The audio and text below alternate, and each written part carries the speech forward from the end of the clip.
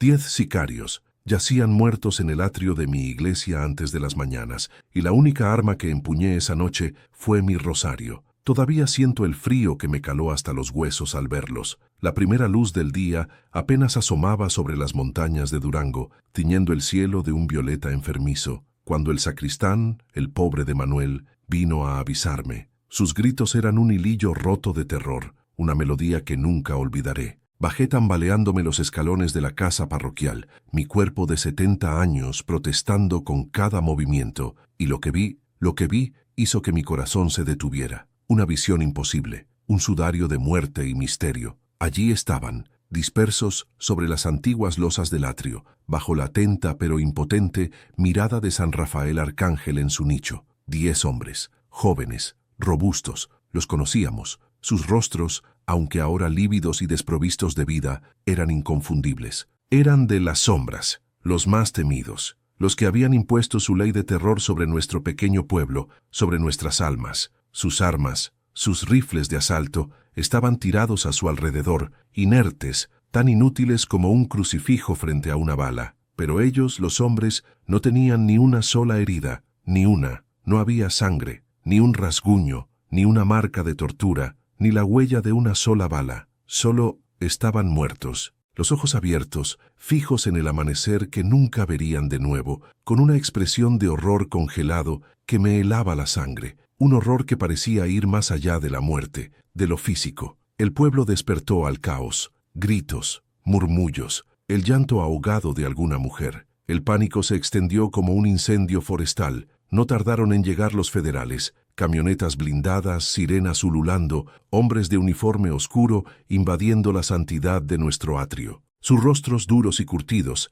se arrugaron de perplejidad. Se arrodillaron junto a los cuerpos, examinándolos, buscando lo que no estaba. Balas, cuchillos, signos de lucha, nada, solo cuerpos, rígidos, vacíos. Los escuché, murmuraban. Hablaban de ajustes de cuentas, sí, pero con un tono de voz inusual, casi temeroso. Hablaban de venenos exóticos, de algún tipo de ataque silencioso e invisible que dejaba el cuerpo intacto. ¿Cómo era posible? Eran profesionales, eran despiadados, eran supuestamente intocables, y ahí estaban como si un rayo invisible los hubiera alcanzado a todos, simultáneamente, sin dejar rastro de su paso. Se volcaron sobre mí, Padre Ignacio, un anciano de 70 años con manos que tiemblan más por la artritis que por el miedo. Sus ojos, los ojos del capitán Morales, eran escépticos, pero su voz tenía un filo de urgencia que nunca había oído en un oficial. «Padre», me preguntó, su mirada escrutando mi rostro arrugado, mi sotana desgastada.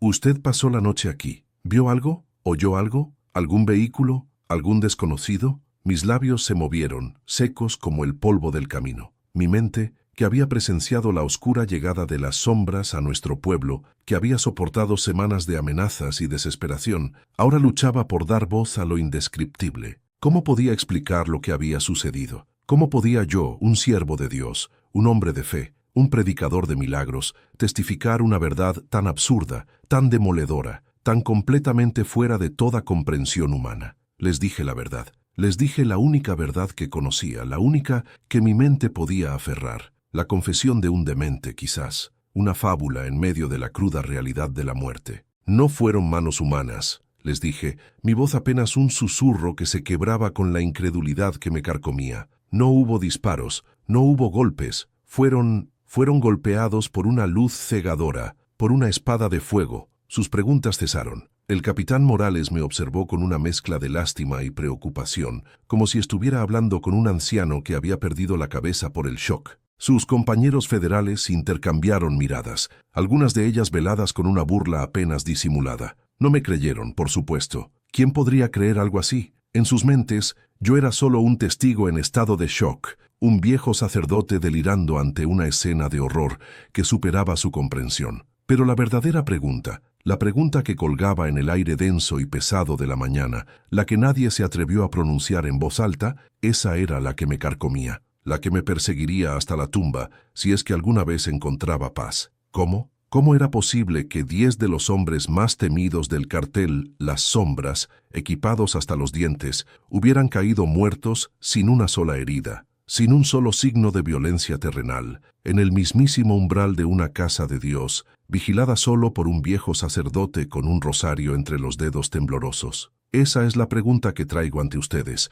la paradoja que desgarra mi fe y mi razón. La historia de aquella noche, la noche en que la oscuridad vino a reclamar lo sagrado, y algo más antiguo, algo más poderoso, respondió a mi desesperado ruego, algo que luchó a mi lado. Ah, hijos míos, pero aquella mañana, con los federales pululando como hormigas alborotadas alrededor de mi humilde parroquia, no fue el principio, no el milagro, si es que así podemos llamarlo, fue la culminación de algo que había estado gestándose en el corazón de nuestro San Rafael, como una enfermedad insidiosa que se arraiga lentamente antes de devorar la vida misma. Para entender el relámpago, uno debe recordar la sombra que lo precedió. Durante casi 50 años fui el humilde pastor de esta pequeña comunidad, enclavada en las entrañas áridas de Durango. San Rafael era, y en mi corazón aún es, un rincón del mundo donde el tiempo se medía por las campanas de la iglesia y el ritmo inmutable de las estaciones.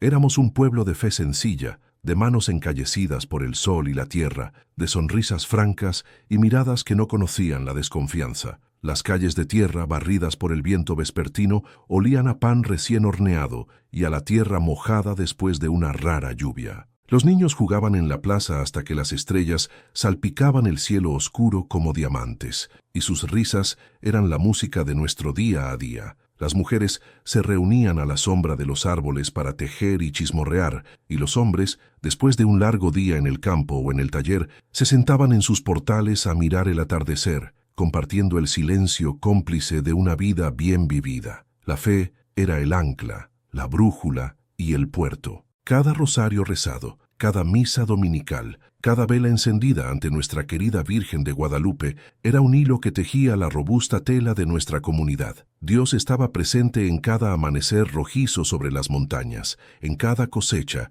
en cada nacimiento, en cada despedida. Era una presencia tan natural como el aire que respirábamos. Pero un día el aire comenzó a sentirse diferente, más pesado, cargado de una quietud ominosa que no pertenecía a nuestro San Rafael. Fue sutil al principio, como un cambio en la dirección del viento, apenas perceptible. Luego la sombra cayó de lleno. Llegaron los hombres del cartel, conocidos entre murmullos temblorosos como las sombras. Su presencia fue como un veneno que se filtraba en el suelo fértil de nuestro pueblo, corrompiendo cada raíz. No llegaron con estruendo ni violencia abierta al principio, sino con una frialdad calculada que era mucho más aterradora. Observaban, merodeaban, y luego empezaron a extender sus tentáculos. El primero en sentirlo fue don Fernando, el dueño de la tiendita del pueblo, donde los niños compraban dulces y las madres el frijol para la cena. Un día, sin previo aviso,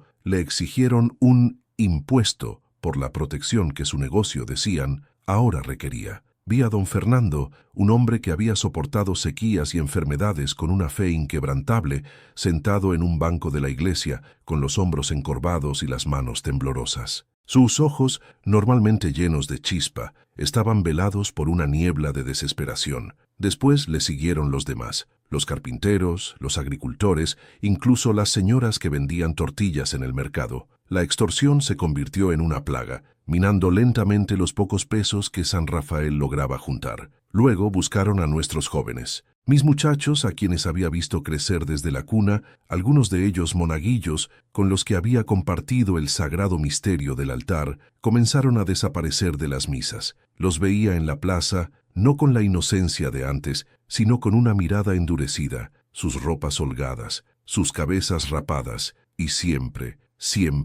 vigilando, como si el pueblo entero se hubiera convertido en un enemigo. Ofrecían dinero fácil, un sentido de pertenencia, un poder ilusorio en un mundo que a menudo les había negado ambas cosas. El terror que infundían era tan profundo que ni siquiera nuestras oraciones escapaban sin un susurro. La risa de los niños se apagó, las puertas se cerraban antes, las ventanas se cubrían al anochecer. Las calles, antes llenas de vida, ahora estaban desiertas al caer el sol, como si el propio pueblo contuviera el aliento. Los ojos de mi gente, antes llenos de la luz de la fe, ahora albergaban una sombra, un miedo que les oprimía el pecho. Mi corazón de pastor se me encogía cada día. ¿Qué podía hacer yo, un viejo sacerdote con apenas fuerzas para levantar el cáliz. Había dedicado mi vida a guiar almas, a consolar, a enseñar el amor de Cristo, y aquí estaba, viendo a mi rebaño dispersarse, a sus vidas ser devoradas por un mal que se presentaba con armas de fuego y miradas heladas. No podía quedarme de brazos cruzados. Sentía la obligación, el deber sagrado, de intentar un acercamiento, de buscar esa chispa de humanidad que creía debía residir en cada corazón, por más oscurecido que estuviera. Así que, con una ingenuidad que hoy me avergüenza, aunque en ese momento me parecía la única opción, intenté razonar con ellos. No me enfrenté directamente a los que empuñaban las armas, no, eso habría sido una locura. Me acerqué a aquellos que parecían un eslabón intermedio, a quienes veía a veces en la plaza, vigilando desde sus vehículos oscuros. Les ofrecí agua fresca, una bendición. Les hablé de Dios, del perdón, de la redención. Les recordé que la violencia solo engendra más violencia, que la paz viene del corazón y que un día todos debemos rendir cuentas. Mis palabras, templadas por años de púlpito y confesionario, resonaban en el aire como ecos perdidos. Me escuchaban con una curiosidad apática, a veces con una sonrisa burlona que no llegaba a sus ojos. Uno de ellos, un muchacho que recordaba haber bautizado, simplemente se encogió de hombros y dijo: «Padre, usted vive en otro mundo. Aquí solo hay dos cosas, los que tienen el poder y los que no lo tienen». Fue como un puñal en mi pecho, porque sabía que tenía razón desde su perspectiva. Mi fe era su debilidad, mi amor por mi gente, un punto vulnerable. Pero llegó el día en que tuve que enfrentarme a la fuente misma de esa oscuridad. Su líder, al que solo conocían como el Silencio, era un hombre imponente, no por su estatura, sino por la ausencia total de emoción en su rostro. Sus ojos, los más vacíos que he visto en mi larga vida, no reflejaban ni ira ni alegría, solo una gélida indiferencia. No lo buscaba yo, él se hizo presente, como una sombra que cobra forma en el día. Me lo encontré una tarde, caminando solo por la plaza, inspeccionando el pueblo como un depredador que evalúa su territorio. Reconocí a sus hombres, que lo seguían a una distancia respetuosa, invisibles en su sigilo. Armándome de todo el valor que mis 80 años aún podían convocar, me acerqué a él, llevando mi viejo crucifijo de madera, el mismo que mi abuela me había dado. «Dios le bendiga, hijo», le dije, extendiendo mi mano con el crucifijo. Él no la tomó, solo me miró. Su mirada era como el invierno más crudo, capaz de congelar hasta la esperanza. «Padre Ignacio», dijo, y su voz era monocorde, sin inflexión alguna, un eco de su apodo. «Su Dios no nos bendice aquí, ni a usted, ni a su gente, ni a este polvo. Su Dios abandonó este rincón del mundo hace mucho tiempo». Una risa áspera que me erizó los cabellos de la nuca escapó de sus labios. No fue una risa de alegría, sino de escarnio, de absoluto desprecio. Se rió de mi fe, de mi crucifijo, de mi Dios. Fue una risa que resonó en el silencio de la plaza, una risa que me golpeó con la fuerza de un puño en el estómago. En sus ojos vacíos vi no solo la incredulidad, sino una especie de certeza oscura, una convicción de que no había luz, ni bondad, ni misericordia que pudiera tocar su mundo. Aquella tarde, al regresar a la soledad de mi sacristía, no lloré. La tristeza era demasiado profunda, demasiado abrumadora para las lágrimas. Me arrodillé ante el altar, sintiendo el peso de la desesperanza. Había abandonado Dios a San Rafael. Era yo un necio por creer que aún quedaba una chispa de luz en la oscuridad de esos hombres. Las palabras de El Silencio, su risa helada, se clavaron en mi alma. El veneno de las sombras no solo estaba corrompiendo la vida de mi pueblo, sino que también comenzaba a corroer el fundamento mismo de mi fe. La confrontación, la verdadera confrontación, aún estaba por llegar, la que sellaría el destino de mi parroquia y, lo que era más importante, el de las almas que tanto amaba. Pero la semilla del desafío había sido plantada, y en mi corazón,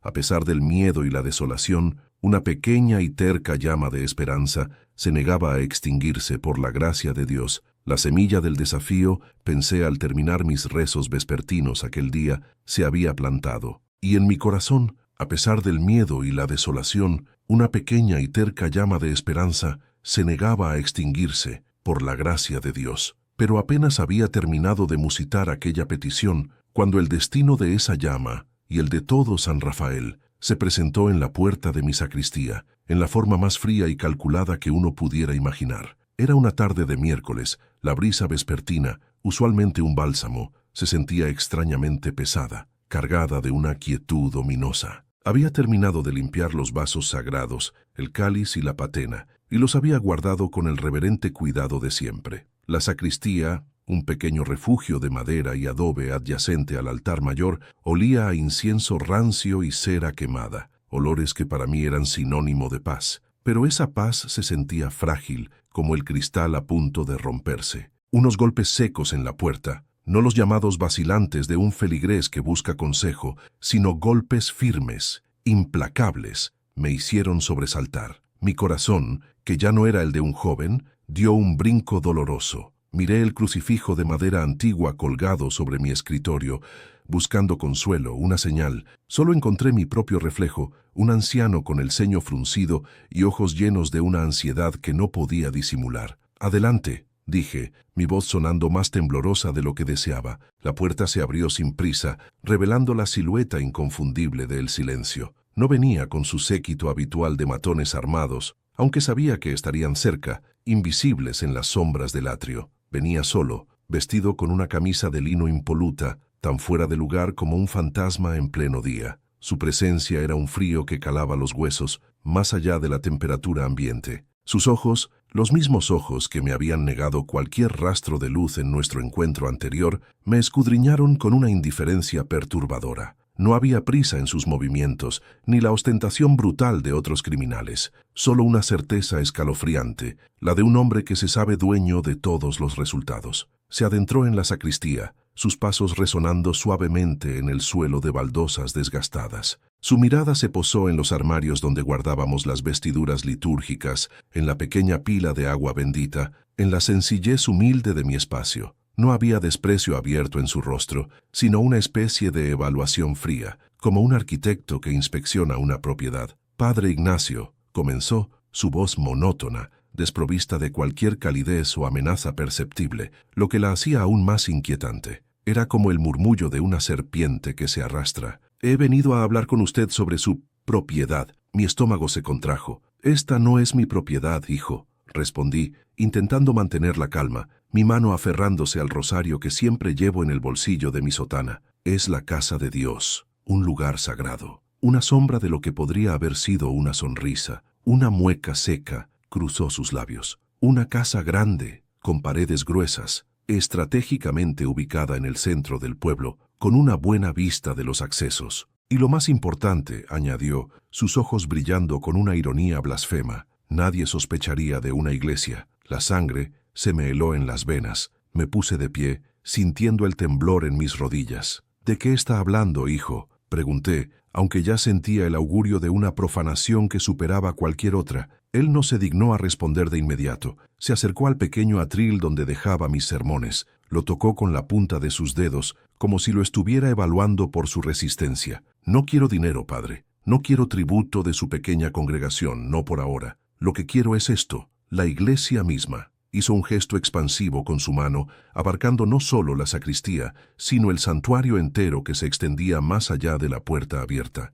Sus gruesos muros de adobe, su ubicación central, la hacen perfecta, el almacén ideal para mi mercancía, antes de que siga su camino hacia el norte. Las palabras, una por una, cayeron sobre mí como piedras frías, cada una aplastando un poco más la llama de esperanza que había intentado mantener viva. ¿Un almacén? La casa de Dios convertida en un depósito para el veneno que él traficaba, el veneno que estaba pudriendo las almas de mi pueblo, era una blasfemia tan profunda, tan calculada, que me dejó sin aliento. Mis ojos se dirigieron al tabernáculo, al sagrario, donde guardábamos el Santísimo. La idea de esa profanación era una tortura. «No», exclamé, mi voz quebrando la quietud, cargada de una angustia que no pude contener. «Eso es impensable. Esto es un lugar de culto, de oración, de refugio. Aquí está la presencia de Cristo. No puedes hacer esto». El silencio me miró con la misma frialdad distante, como si mis palabras fueran el graznido de un pájaro molesto, no el grito de un pastor por su rebaño. «Dios», dijo con un tono casi aburrido, «hace mucho que abandonó este rincón polvoriento del mundo, padre. Y si no lo ha hecho, es lo suficientemente inteligente como para no meterse en asuntos de hombres». Se encogió de hombros, un gesto de burla que no necesitaba palabras. «Lo que usted llama sagrado, yo lo llamo estratégico. y le aseguro, padre, que mi mercancía encontrará un lugar con o sin su consentimiento. Un escalofrío me recorrió la espalda. Sentí la impotencia, la frustración ardiente de un hombre viejo y desarmado frente a una fuerza imparable. Mi fe, que había sido la roca de mi existencia, ahora temblaba ante la burla abierta de este hombre. ¿Era posible? ¿Estaba el Señor realmente ausente? Le doy 3 días, padre. Continuó el silencio, sin un atisbo de emoción, como si estuviera hablando del tiempo. 3 días para que cancele todos sus servicios, cierre las puertas de esta iglesia y me entregue las llaves.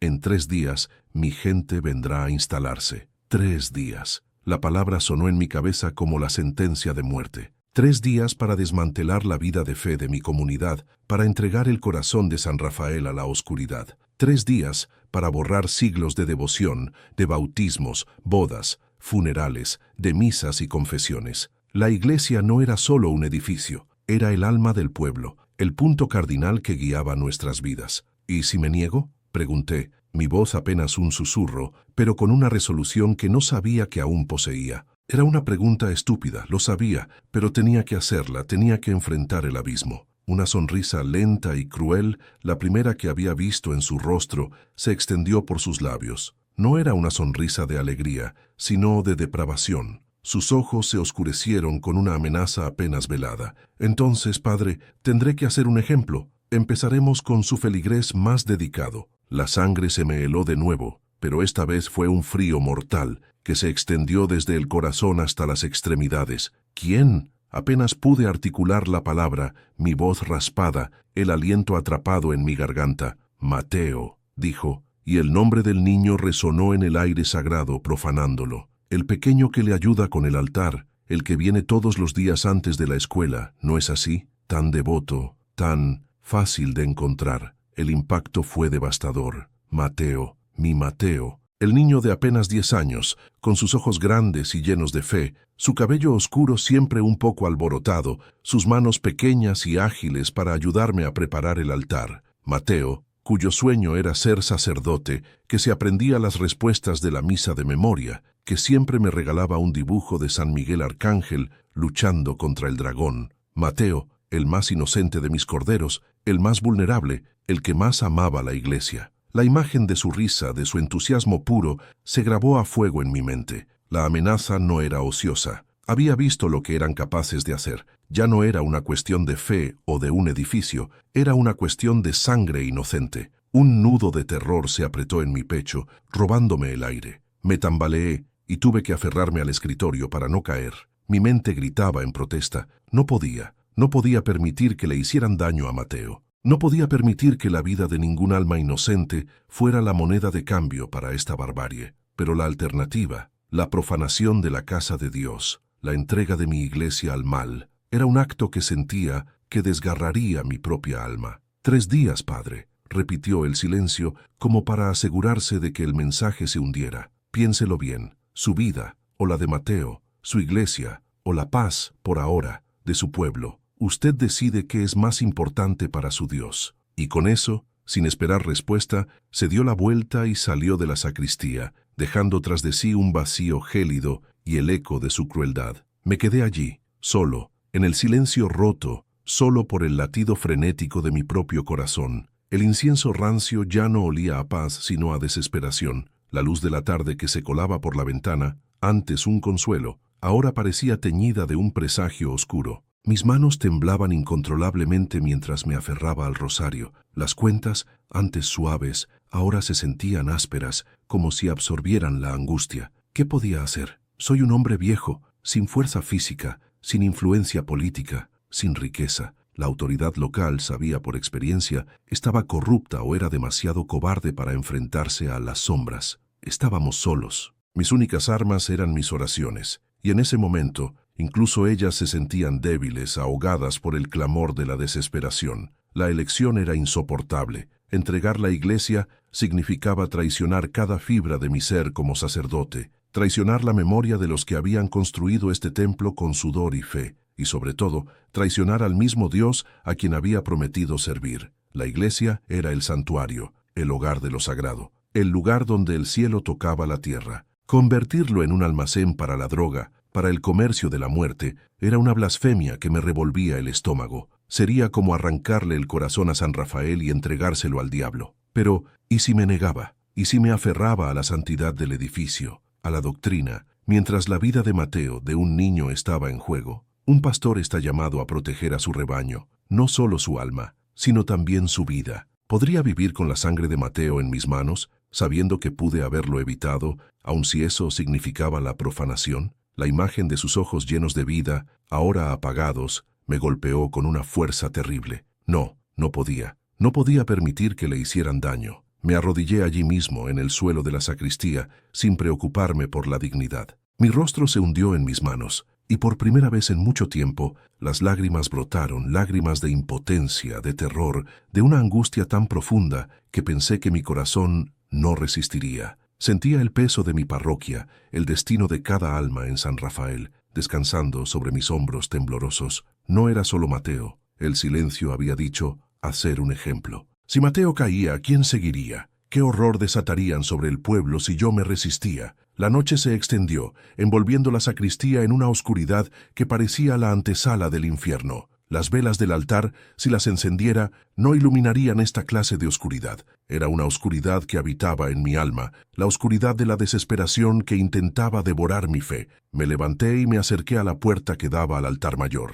La iglesia, en la penumbra, parecía más grande, más imponente, pero también más vulnerable. Sus muros, que habían visto tantas generaciones de oración y esperanza, ahora estaban bajo la amenaza de una maldad que no conocía límites. La decisión era imposible. La voz del silencio, su tono gélido, resonaba en mi mente. Usted decide qué es más importante para su Dios. ¿Qué era más importante? ¿El templo de piedra y adobe, o las vidas de los inocentes que lo frecuentaban? ¿La ley de Dios, o el amor al prójimo llevado al extremo del sacrificio? Ambas opciones me llevaban a la traición, a la pérdida. Me senté en el primer banco, mirando hacia el altar, el tabernáculo, el crucifijo. La iglesia parecía respirar a mi alrededor, sus ecos de oraciones pasadas, de dolores y alegrías, envolviéndome. Sentí el peso de la historia, de todos los sacerdotes que me habían precedido, de todos los feligreses que habían depositado su fe aquí. ¿Cómo podría ser yo el que entregara todo eso? La madrugada me encontró aún allí, agotado, pero sin la posibilidad de dormir. Mis oraciones, que antes eran un consuelo, ahora eran un grito, un lamento incoherente, mezclado con súplicas y desesperación. Dios mío, ¿por qué? ¿Por qué has permitido esto? ¿Dónde estás, Señor, cuando tu pueblo te necesita tanto? La confrontación con el silencio no había sido una simple conversación, había sido una puñalada directa al corazón de mi vocación, al corazón de mi fe. Había destrozado la pequeña llama de esperanza que había intentado mantener viva. Ahora solo quedaba la desesperación, la profunda, abrumadora sensación de que no había salida, que estábamos condenados y que la única elección que me quedaba era el tipo de infierno que enfrentaríamos. Me sentía completamente solo, despojado de toda fuerza, de toda sabiduría. Solo un milagro verdadero y poderoso, podría salvarnos. Pero ¿quién escucha los gritos de un viejo sacerdote en un pueblo olvidado por el mundo? La pregunta me taladraba el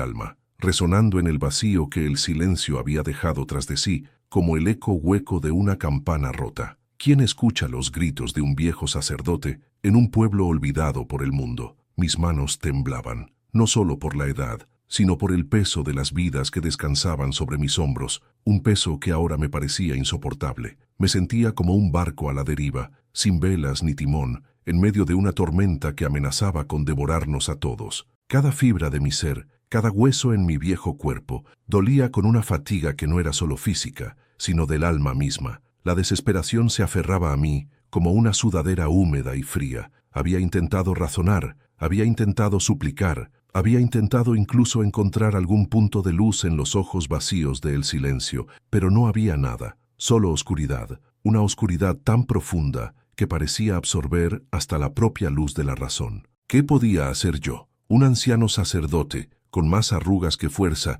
con más sermones que autoridad real en este nuevo mundo brutal? Mis días de juventud, cuando mi voz resonaba con energía y mi espalda podía soportar horas de trabajo, eran un recuerdo lejano, desdibujado por el implacable paso del tiempo. Ahora simplemente caminar hasta el altar a veces me costaba un esfuerzo considerable. Pensaba en Mateo, mi monaguillo, cuyo nombre el silencio había pronunciado con una frialdad escalofriante. Mateo, con sus ojos brillantes y su fe inquebrantable, que siempre se apresuraba a ayudarme, a encender las velas, a acomodar los misales. ¿Sería él el primero en caer? ¿Su risa inocente sería silenciada para siempre por la crueldad de estos hombres? La imagen de su rostro, tan lleno de vida y promesas, se grabó en mi mente, un martillo golpeando mi conciencia. Y no solo Mateo. Estaban las madres con sus niños pequeños, que me miraban con ojos llenos de una muda súplica, buscando en mí la fortaleza que ellos no podían encontrar. Los ancianos,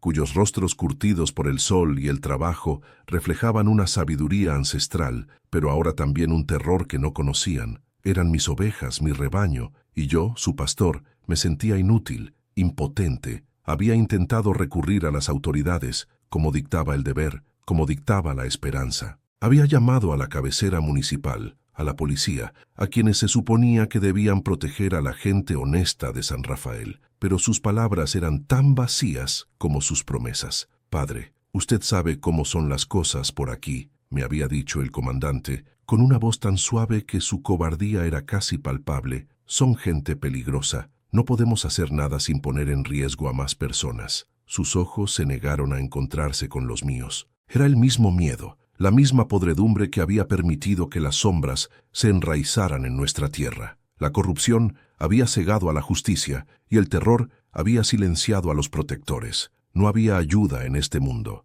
No había autoridad terrenal que pudiera o quisiese interponerse entre mi pueblo y la oscuridad que se cernía sobre nosotros. Con cada respiración sentía el cerco apretarse. El ultimátum del silencio no era una amenaza vacía. 3 días. Y de esos 3 días ya se había consumido uno en la vana búsqueda de soluciones humanas, en las oraciones inarticuladas de la desesperación. Necesitaba un refugio, un lugar donde pudiera enfrentar esta terrible verdad sin ser aplastado por ella. Mis pasos, lentos y pesados, me llevaron hacia el corazón de lo que el silencio quería profanar, el santuario de nuestra iglesia de San Rafael Arcángel. La nave estaba en penumbra, solo tenuemente iluminada por los escasos rayos de sol que se filtraban a través de los vitrales más altos, pintando el polvo suspendido en el aire con motas de oro y carmesí. El aire, denso y cargado con el perfume del incienso de innumerables misas pasadas, me envolvió como un sudario. Cada pisada sobre las antiguas losas de piedra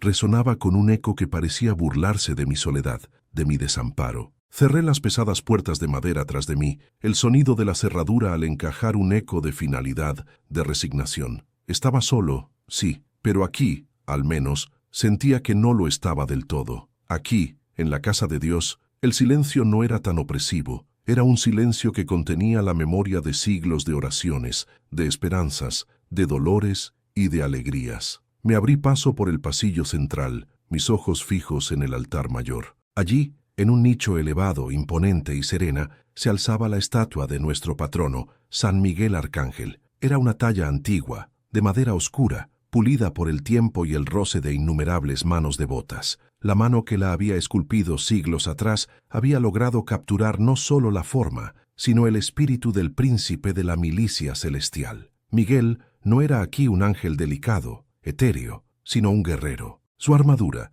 tallada con una atención al detalle asombrosa, parecía palpitar con una fuerza contenida. Sus alas, majestuosas y extendidas, parecían capaces de elevarse hasta el cielo más alto. En una mano sostenía una balanza, símbolo de justicia divina, y en la otra, una espada desenvainada, puntiaguda y lista para la batalla, dirigida hacia abajo, hacia la figura de un demonio pisoteado bajo sus pies. Sus ojos, aunque pintados, parecían vivos, llenos de una determinación inquebrantable, una furia santa contra el mal. Me detuve frente al altar, demasiado exhausto para arrodillarme de inmediato. Solo pude mirarlo, este ícono de fuerza celestial, y sentir la inmensidad de mi propia debilidad. ¿De qué servía una espada celestial contra las balas y el terror de hombres sin alma? ¿De qué servía la justicia divina contra la injusticia humana que se comía nuestra aldea como una plaga? Mi fe, a pesar de todo, no había muerto, pero estaba herida, magullada, tambaleándose al borde del abismo. Finalmente, mis rodillas cedieron. Caí al frío suelo de piedra. el impacto resonando en el silencio. No era una pose reverente, sino el desplome de un hombre que había llegado a su límite. Apoyé mis manos en el mármol del altar, frío y liso, y miré hacia arriba, hacia la figura del arcángel. San Miguel, susurré, mi voz rota y ronca, apenas audible. Príncipe de la milicia celestial, tú que luchaste contra el dragón, tú que desterraste a Lucifer de los cielos, ¿dónde estás ahora? ¿Dónde estás cuando tu pueblo te necesita tanto? No oré por mí mismo. La idea de pedir por mi propia seguridad me pareció una mezquindad, una trivialidad en comparación con la catástrofe que se cernía sobre San Rafael. ¿Qué importaba mi vida o mi muerte? Mi tiempo en esta tierra ya estaba casi cumplido. Mi oración no era para Padre Ignacio, sino para las almas inocentes atrapadas en esta oscuridad. Oré por Mateo, por su risa. Oré por las madres, por la seguridad de sus hijos. Oré por los hombres y mujeres trabajadores de mi pueblo, cuya única culpa era vivir en esta tierra, que ahora había sido reclamada por la sombra. No es para mí, Señor, empecé, mi voz elevándose con una desesperación creciente, sino para ellos, para estas almas puras, para estos corazones inocentes que no han hecho nada para merecer este castigo. ¿Es este el destino de aquellos que te sirven, que confían en ti? Y entonces una idea, o quizás una chispa divina, encendió un pequeño fuego en mi alma marchita. Recordé las palabras de los antiguos, la tradición de la Iglesia en tiempos de asedio y desesperación, la consagración, la entrega total. San Miguel Arcángel, dije de nuevo, esta vez con una determinación que, aunque nacida de la desesperación, era firme. Yo, indigno siervo tuyo, pero pastor de estas almas, consagro esta parroquia de San Rafael Arcángel a tu protección. Consagro a sus gentes, a sus casas, a sus campos. Consagro cada piedra de este templo, cada vela que se enciende aquí, cada oración que se eleva. Era más que una súplica, era una rendición, una entrega absoluta de todo lo que poseía, de todo lo que era, a una fuerza superior. No había otra opción, no había otra esperanza. Esta parroquia, este pueblo, ya no era mío para proteger con mis propias fuerzas. Se lo entregaba a la protección de los cielos. Tú eres el guerrero de Dios, continué, la emoción embargando mi voz, las lágrimas brotando y cayendo libremente por mis mejillas arrugadas. Tú eres quien expulsó la oscuridad. Tú eres el príncipe de la milicia celestial que no conoció el miedo. Ahora, Señor, te ruego, por el amor que sientes por tu Padre, por el bien de estas almas inocentes, ven y defiende este pequeño y olvidado lugar. Mi oración no era una petición educada, ni un rezo tranquilo. Era el ruego desesperado y desgarrador de un pastor acorralado, de un hombre que había agotado todas las vías terrenales y ahora se aferraba a lo único que le quedaba, una fe terca, obstinada, nacida en la profundidad de la angustia. Mis manos se cerraron sobre el mármol, mis nudillos blanqueados por la fuerza. Yo estoy dispuesto, Señor, dije, mi voz elevándose a un lamento casi audible. Estoy dispuesto a dar mi vida. Estoy dispuesto a enfrentar lo que sea que estos hombres planeen. Pero por favor, Padre Celestial, a través de tu glorioso Arcángel Miguel, no permitas que mi rebaño sufra, no permitas que este lugar sagrado sea profanado. Envía a tu guerrero, envía a San Miguel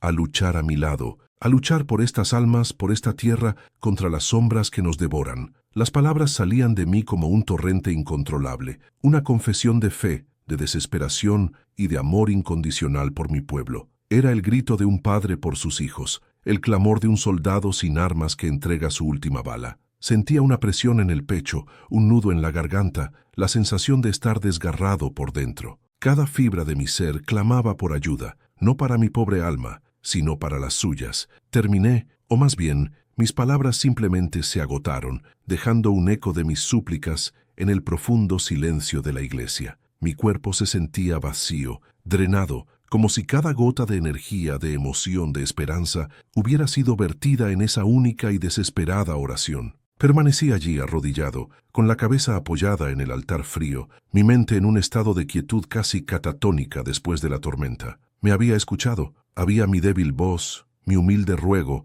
llegado a los oídos del Todopoderoso. Miré de nuevo a la figura de San Miguel, sus ojos en la estatua aún fijos en el demonio bajo sus pies, su espada lista. Había hecho todo lo que estaba en mi poder, y ahora el resto ya no dependía de mí. Había entregado la batalla. Solo quedaba esperar con la esperanza temblorosa de que un milagro, un milagro verdadero y poderoso, fuera la única respuesta a la desesperación de un viejo sacerdote en un pueblo olvidado, que había puesto toda su fe y a su gente bajo el manto protector del arcángel. El silencio que siguió a mi ruego no trajo una voz, ni una señal, solo la inmensa, abrumadora quietud, y en esa quietud, una parte de mí se sintió extrañamente en paz, a pesar del terror que aún acechaba. Había entregado el timón. El silencio que siguió a mi ruego no trajo una voz, ni una señal, solo la inmensa, abrumadora quietud. Y en esa quietud, una parte de mí se sintió extrañamente en paz,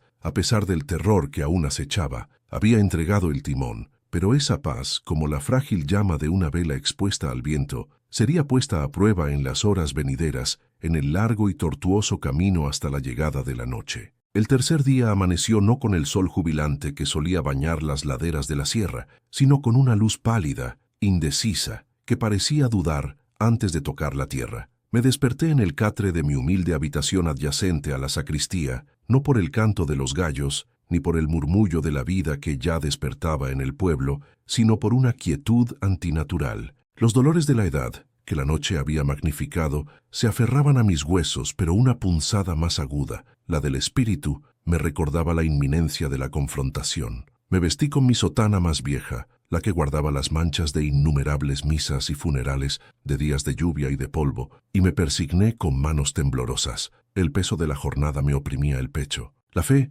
que la noche anterior me había parecido un ancla inquebrantable, ahora se sentía como una balsa diminuta en un mar embravecido. Salí al patio de la iglesia, esperando encontrar a Miguel, mi sacristán, ya barriendo las hojas caídas o regando las pocas plantas que lográbamos mantener vivas. Pero el patio estaba desierto. Las puertas del templo, que rara vez permanecían cerradas por la mañana, estaban aún entreabiertas, invitando a una luz que parecía reacia a entrar. Caminé hacia el atrio y miré hacia el pueblo. Era un pueblo fantasma. Las cortinas de las casas estaban corridas, las puertas atrancadas, ni un alma a la vista, ni el ladrido lejano de un perro, ni el traqueteo de una olla en una cocina, ni el grito de un niño. El aire mismo parecía enrarecido por el miedo, denso y pesado, como si contuviera los alientos contenidos de cientos de almas aterrorizadas. Donde antes había visto el ir y venir de mis feligreses, el juego de los niños en la plaza, el mercado bullicioso en el centro, ahora solo había una desolación que helaba la sangre. Habían obedecido mis discretas instrucciones, susurros llevados de boca en boca, de permanecer ocultos, de no dar motivos, de rezar en la intimidad de sus hogares. Habían confiado en mí, y yo había puesto esa confianza, junto con la mía, en las manos de Dios y de San Miguel. El día se arrastró con una lentitud tortuosa. Intenté mantener mi rutina, como si la normalidad pudiera conjurar la sombra que se cernía sobre nosotros. Celebré la misa yo solo, en la nave vacía, mi voz resonando extrañamente en el silencio, cada palabra del rito sintiéndose como un acto de desafío. La Eucaristía, el cuerpo de Cristo que tantas veces había compartido con gozo, me pareció aquel día un consuelo personal, un alimento para el alma que se enfrentaría a lo desconocido. Después, me dediqué a pequeños menesteres, limpiar el altar, encender las velas del sagrario, pulir el cáliz. Cada acto era un ancla, una forma de aferrarme a lo sagrado en un día que prometía ser profano. Los rayos de sol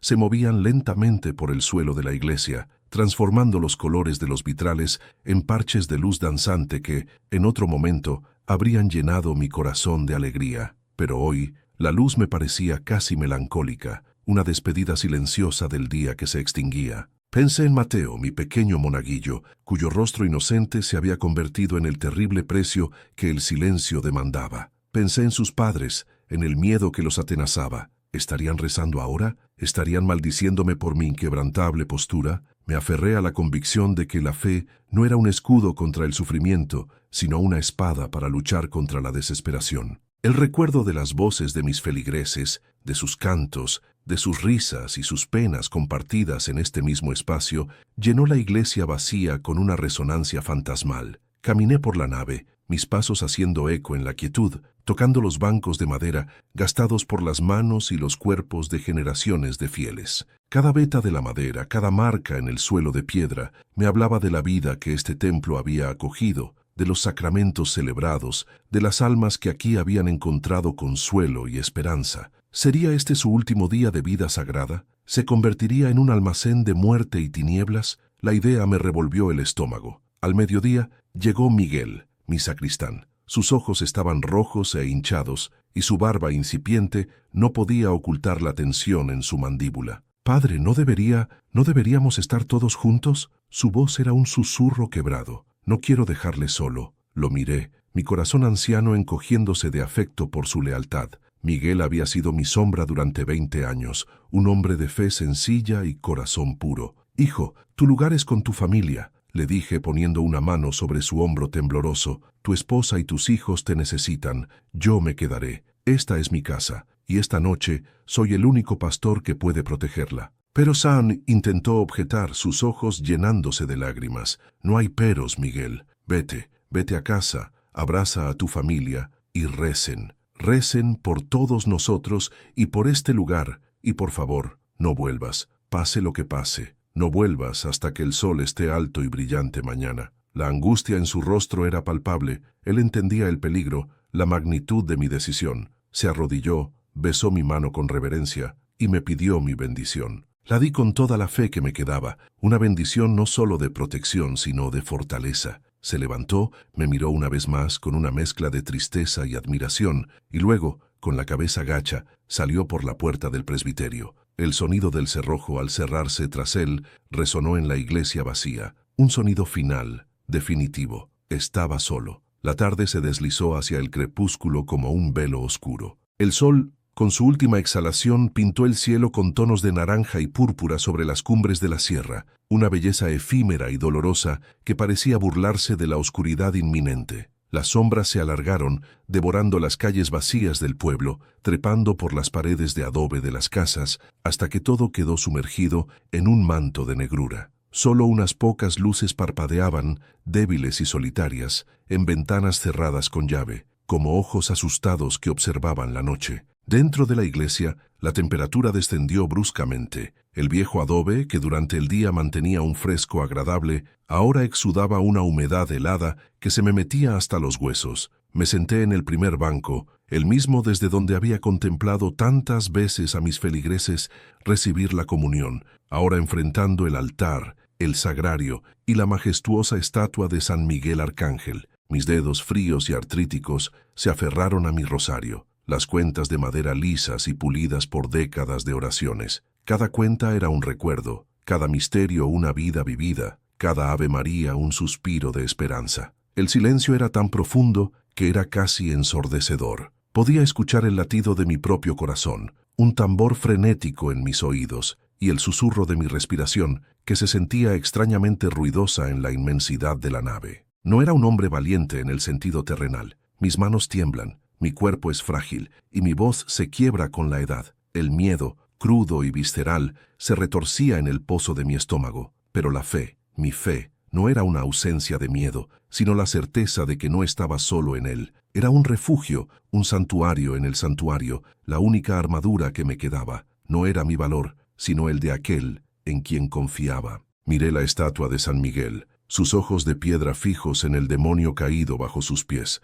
la espada levantada, un gesto de justicia divina congelado en el tiempo. Rogué, no con palabras audibles, sino con el clamor silencioso de mi alma. Recé por mis feligreses, por Mateo, por los ancianos, por los niños que dormían escondidos, y recé por mí mismo, para que mi fe no flaqueara, para que mi espíritu se mantuviera firme en la hora de la prueba. Las horas se arrastraron, lentas como el goteo de cera de las velas que había encendido junto al altar. Cada tic-tac del reloj imaginario resonaba con una pesadez inmensa. Sentí el frío invadirme, la rigidez en las rodillas y la espalda, pero no me moví. Era una vigilia, una penitencia, una espera activa. El aire se volvió denso, cargado, como antes de una tormenta. Podía sentir la presencia de la oscuridad más allá de los muros de la iglesia, una amenaza que se acercaba, silenciosa y determinada. Y entonces, el cambio. No fue un sonido al principio, sino una vibración, un temblor sutil en el aire, como si la misma tierra se preparara para contener el aliento. Luego,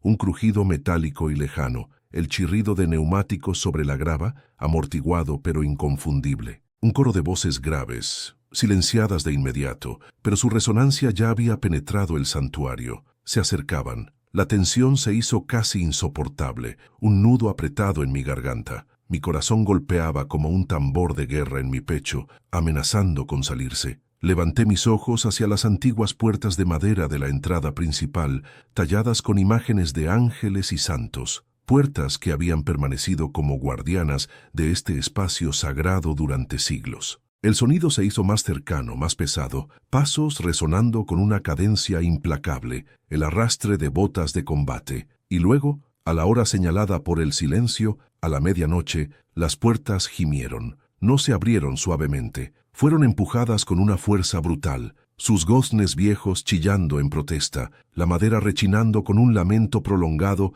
que atravesó mi alma, un golpe seco, resonando como un trueno en la bóveda mientras las puertas se abrían de par en par. Una ráfaga de aire frío y húmedo de la noche entró, trayendo consigo el olor a polvo, a gasolina y a algo más ominoso, algo que no tenía nombre pero que reconocía como la fragancia de la maldad. Y allí, enmarcadas contra la pálida luz de la luna que se filtraba, se recortaron las siluetas, grandes, imponentes, armadas con rifles que brillaban opacamente en la penumbra. Eran muchos. Los vi uno por uno, una docena de hombres, quizás más, cada uno un heraldo de la desolación. Y al frente, la figura inconfundible de El Silencio, su sombra proyectándose larga y grotesca sobre el suelo de la iglesia. Habían llegado, las sombras habían venido a reclamar el lugar santo, y yo, un viejo sacerdote con un rosario entre las manos, era lo único que se interponía entre ellos y la profanación. Allí estaban. Las sombras habían venido a reclamar el lugar santo, y yo, un viejo sacerdote con un rosario entre las manos, era lo único que se interponía entre ellos y la profanación. Mi corazón latía como un tambor frenético en mi pecho, resonando en el silencio sepulcral de la iglesia. Las siluetas en la entrada eran ominosas, un ejército de la noche. El aire, ya pesado con mi miedo y su impiedad, se volvió denso, casi tangible. El silencio dio un paso al frente, su rostro un mero contorno en la penumbra, pero pude sentir su sonrisa de desprecio, fría y afilada como el acero que colgaba de las caderas de sus hombres. Alzó una mano, un gesto de burla hacia el crucifijo sobre el altar mayor. Sus ojos, los mismos que habían carecido de luz en nuestra conversación en la sacristía, ahora parecían brillar con una satisfacción maligna, la de un depredador que se acerca a su presa moribunda. No pronunció palabra, no hacía falta. Su presencia era una declaración, su intención, tan clara como el agua: profanar, destruir, anular todo lo sagrado que este lugar representaba. Dio otro paso y luego otro, cruzando el umbral de las viejas puertas de madera. Sus hombres lo siguieron, un murmullo de botas resonando en la nave, sus armas levantadas, sus rostros impávidos, acostumbrados a la oscuridad y al terror que infligían. Y entonces sucedió, no con un estruendo, no con un terremoto, sino con un suspiro del universo. El aire, sí, el aire fue lo primero. La atmósfera dentro de la iglesia, que hasta ese momento había sido fría y pesada por la noche de invierno y la tensión de mi propia desesperación, de repente se volvió diferente. Una frialdad más profunda y penetrante me envolvió, una que no era de este mundo, que no venía del exterior. Era una frialdad eléctrica, cargada, como el instante antes de una tormenta de verano en la sierra, cuando el ambiente vibra con una energía invisible. Mis vellos se erizaron en los brazos, no de miedo, sino de una extraña anticipación. Un zumbido apenas audible comenzó a llenar el espacio, una resonancia sutil que parecía emanar de las mismas piedras del templo, del aire entre los antiguos bancos, de la profundidad de mi propio ser. Era una vibración que parecía armonizar con el latido acelerado de mi corazón, pero que no era mi corazón. Era algo más grande, más antiguo. Los hombres del silencio se detuvieron. Sus movimientos bruscos y coordinados se congelaron. El silencio mismo, que había estado avanzando con arrogancia hacia el altar, también se detuvo. Sus ojos, antes llenos de burla, ahora parpadeaban, escudriñando el espacio, percibiendo el cambio que nadie podía explicar, pero que todos sentíamos. Luego, la luz, las velas del altar, que antes habían temblado con mis propias respiraciones irregulares, cobraron vida con una ferocidad inaudita. Sus llamas se estiraron, no temblorosas y danzantes, sino rectas, firmes, alcanzando alturas imposibles, como lanzas de fuego que perforaban la oscuridad. La cera no se consumía a la velocidad que deberían. Las llamas parecían alimentarse de algo más que simple pabilo. Una luz dorada y cálida se derramó sobre el altar, iluminando el dorado del retablo, el lino blanco de los corporales, el cáliz que esperaba la próxima Eucaristía. Pero no era la luz suave y familiar de la misa. Era una luz que tenía una presencia, una voluntad propia. Los sicarios parpadearon, sus ojos habituados a la penumbra se desorientaron ante el resplandor repentino. Algunos levantaron las manos para protegerse la vista. Sus armas, antes tan amenazantes, ahora parecían torpes y superfluas. El zumbido en el aire crecía, una nota sostenida que llenaba el espacio, una sinfonía silenciosa que vibraba en cada hueso, en cada nervio. Y entonces, desde la estatua de nuestro patrón, San Miguel Arcángel, una luz brotó. No fue un destello, no fue una explosión violenta, fue una erupción, un chorro inmaculado y puro de resplandor. No era el oro de las velas, ni el débil plateado de la luna que se colaba por el vitral. Era un torrente de luz blanco-plateada, tan brillante que dolía mirar directamente, y sin embargo era imposible apartar la vista. Era el color de las estrellas en una noche sin luna, el blanco resplandor de la nieve virgen en la cima de una montaña, el plateado de la luna llena reflejado en un río. Esta luz no era solo luz, era una presencia. Era fría, pero no con la frialdad del invierno, sino con la pureza del hielo eterno. Era una luz que cantaba sin sonido, que hablaba sin palabras. Una luz que a la vez era tan hermosa que te arrebataba el aliento y tan aterradora que te helaba la sangre. No era la luz creada, sino la luz de la creación misma, la luz que es antes que el sol, antes que las estrellas. Los hombres del silencio, acostumbrados a imponer el terror, ahora eran los aterrorizados. Sus rostros, antes impávidos, se contorsionaban en máscaras de pavor, sus ojos desorbitados, sus bocas ligeramente abiertas. Sus armas, empuñadas con tanta confianza, temblaban en sus manos. La luz brotaba del mismo corazón de la estatua, de sus alas, de la punta de su espada que apuntaba hacia el demonio vencido a sus pies. Se expandió, llenando el nicho, desbordando los límites de la pequeña hornacina, inundando el espacio del altar. Y a medida que la luz se derramaba, comenzó a coalescer, a condensarse en una forma definida, justo enfrente del altar mayor, donde el silencio había planeado pisar con sus botas sucias. Se formó una figura, lentamente al principio, luego con una claridad impresionante. Más alta que cualquier hombre, su forma se elevó hacia el techo abovedado de la iglesia, imponente y majestuosa. Un guerrero. No era de carne y hueso, sino de luz solidificada, de esencia divina. Su armadura, celestial y radiante, era de un plateado tan puro que parecía forjada con la misma luz de la luna y brillaba con incrustaciones que parecían estrellas capturadas. Sus alas inmensas y plumosas eran un torbellino de plumas iridiscentes, cada una reflejando el blanco, el plata, el azul más profundo del cielo antes del amanecer, y en su mano derecha sostenía una espada. No era una espada de acero forjado en la tierra, sino una hoja de fuego blanco, pura energía luminosa que palpitaba con vida propia. No tenía bordes, no tenía materialidad, solo una incandescencia tan intensa que el aire a su alrededor parecía distorsionarse. Era la espada de Dios. Allí estaba, sin lugar a dudas, en la plenitud de su gloria, de su terrorífica y sublime belleza. San Miguel Arcángel, el príncipe de la hueste celestial, el capitán de los ejércitos de Dios. Su presencia llenó cada rincón de la iglesia, cada átomo, cada partícula de polvo. No había necesidad de hablar, de presentarse. Se sabía quién era, se sentía quién era. Los sicarios quedaron petrificados. Su bravuconería, su arrogancia, el cinismo que cubría sus almas, todo se derritió como nieve bajo el sol del desierto. Sus ojos estaban fijos en la figura resplandeciente, incapaces de apartar la mirada, atrapados en la magnificencia del guerrero. El terror que sentían no era el miedo a un arma, a la tortura o a la muerte física que ellos mismos infligían. Era un miedo primordial, un pavor existencial ante lo santo, lo puro, lo invencible. Era el miedo del mal ante la presencia del bien absoluto. Sus armas, que habían sido su única fuente de poder y respeto, cayeron de sus manos inertes, golpeando el suelo de piedra con un eco sordo, impotente. El silencio. Él también estaba clavado en su sitio, a unos pocos pasos del altar. Su boca estaba abierta, agape, en una expresión de horror mudo. Sus ojos, antes tan vacíos, ahora estaban llenos de una emoción que nunca creí ver en ellos. Puro, incontenible terror. La sonrisa de desprecio se había borrado,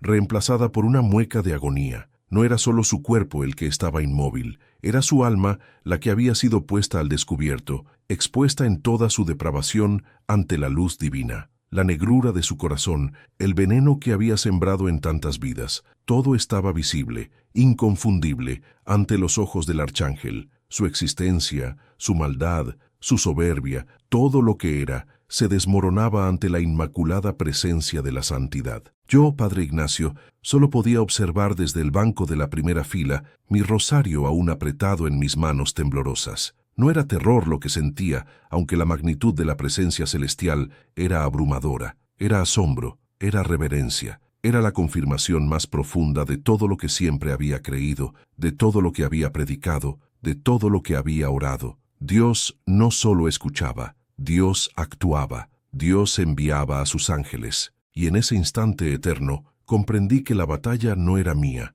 ni de mis pobres feligreses. La batalla era de Dios, y San Miguel había venido a lucharla en su nombre. Las sombras habían venido a reclamar el lugar santo, pero no sabían que el príncipe de la luz ya estaba allí para defenderlo. La convicción, pues, se arraigó en mi corazón con una fuerza que jamás había experimentado. No era miedo lo que me mantenía aferrado a mi rosario, ni la expectación de una masacre terrenal. Era la certeza de que estaba a punto de ser testigo de una manifestación de lo divino, un drama celestial que se desplegaría ante mis ojos. Las sombras habían irrumpido con su arrogancia, sus armas, su pestilencia moral, pero habían chocado contra algo incomprensiblemente superior. Y entonces el tiempo mismo pareció doblegarse. San Miguel Arcángel, en toda su resplandeciente gloria, no se movió con la prisa o la torpeza de los hombres. Su presencia era un torbellino silencioso de luz y juicio, una voluntad manifestada. La espada que ardía en su mano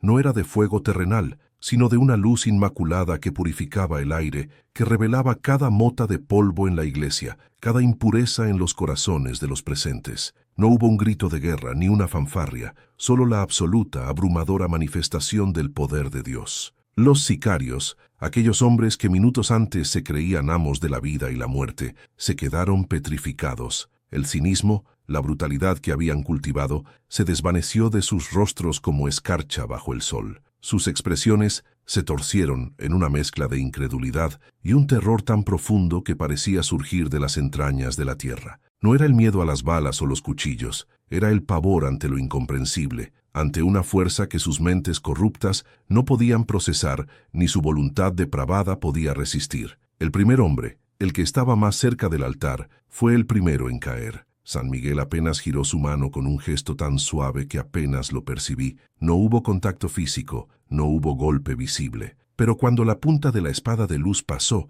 no a través de su cuerpo, sino a través del espacio que ocupaba, el hombre simplemente se desplomó. No fue una caída violenta, fue como si sus músculos se hubieran disuelto, su voluntad se hubiera evaporado. Sus ojos, antes llenos de malicia, quedaron fijos en el vacío, desprovistos de toda luz, de toda vida. Su arma, una reluciente AK-47, tintineó ruidosamente contra las baldosas de piedra, un eco profano en el silencio sagrado. Y así continuó, en una secuencia que se grabó en mi memoria con una claridad cristalina. Uno por uno, con gestos de la espada luminosa que cortaban el aire sin tocar carne, los hombres del silencio se desmoronaban. Algunos intentaron levantar sus armas, pero sus brazos temblaban inútilmente, paralizados no por la fuerza, sino por la aniquilación de su propia resolución. Otros intentaron huir, pero sus piernas se negaron a obedecer, ancladas al suelo por un terror que iba más allá de lo físico.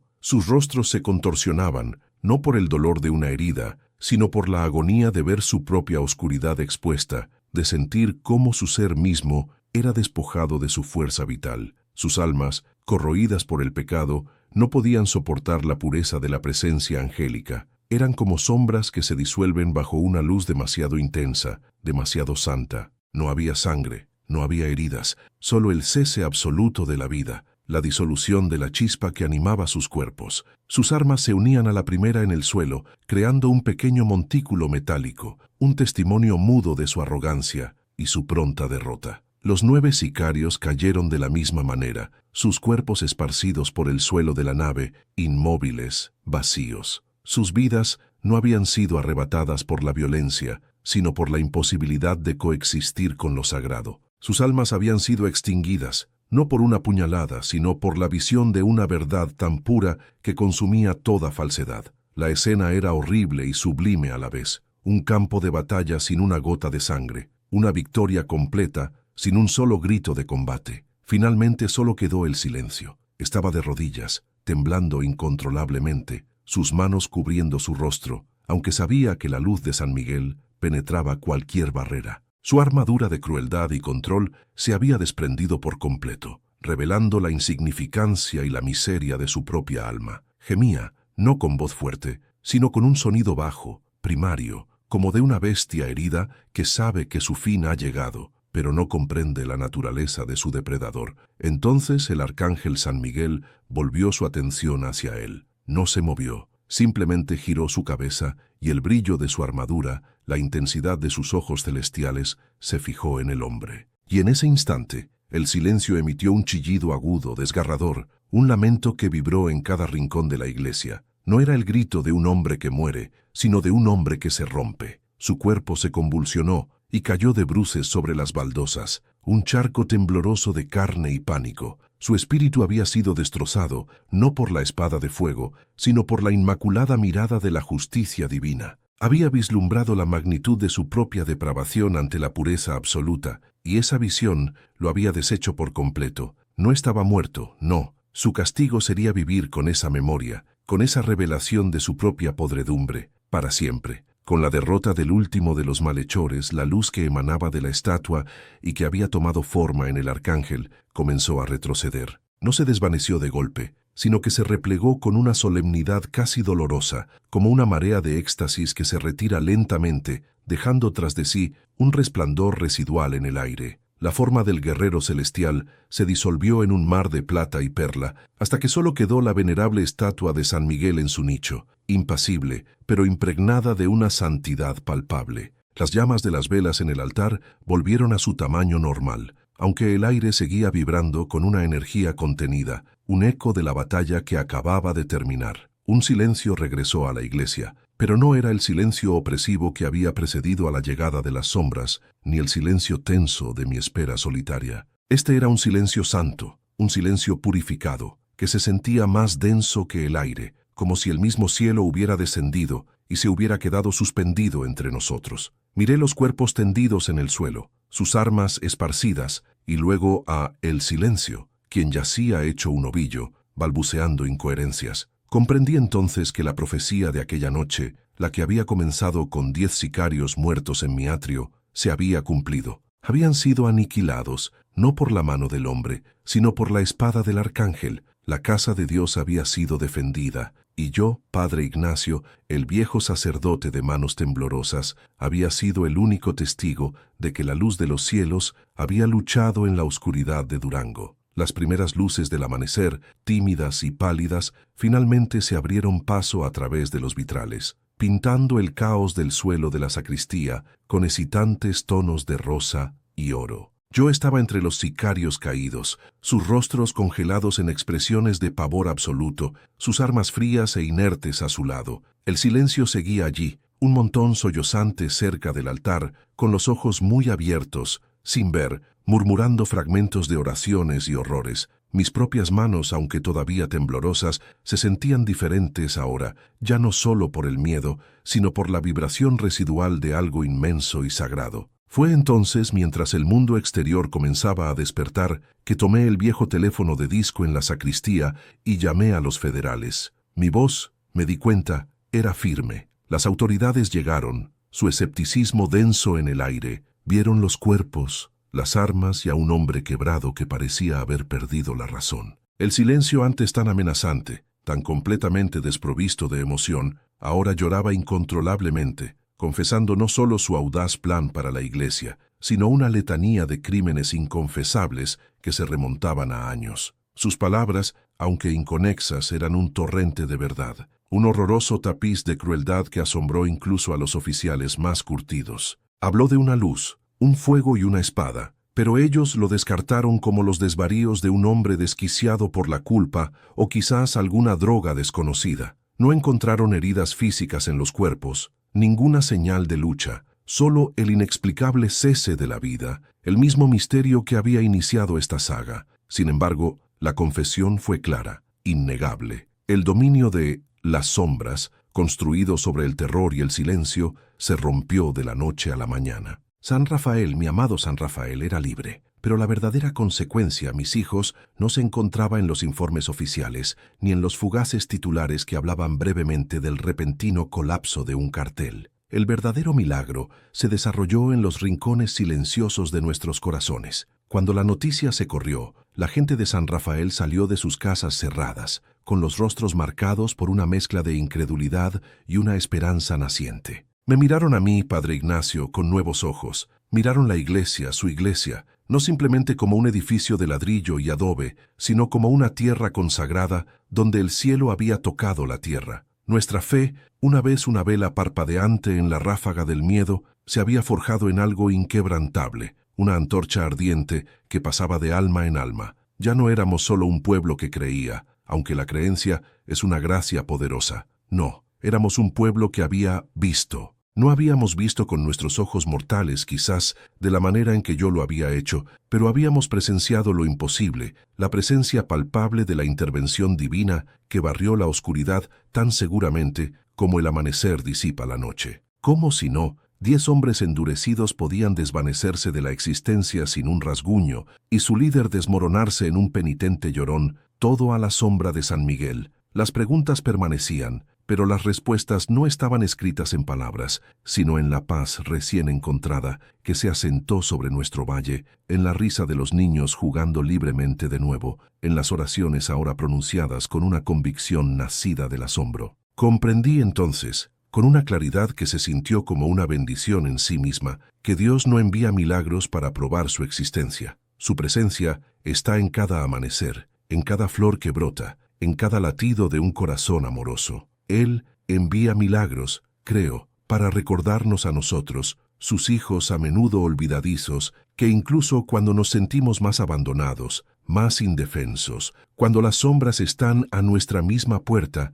nunca estamos realmente solos. Él es nuestra fortaleza, nuestro refugio, y cuando nuestras oraciones son sinceras, cuando surgen de las profundidades de un corazón desesperado y confiado, Él ciertamente mandará a sus ángeles a luchar a nuestro lado. San Miguel no solo había luchado por San Rafael, había luchado por cada alma, recordándonos a todos la batalla invisible que se libra en nuestro nombre, el amor inquebrantable que nos sostiene incluso cuando flaqueamos. Y así en San Rafael aprendimos a levantar la vista, a confiar y a orar, no con miedo, sino con la quietud y profunda alegría de aquellos que saben, con cada fibra de su ser, que son verdaderamente vistos, verdaderamente escuchados y eternamente protegidos.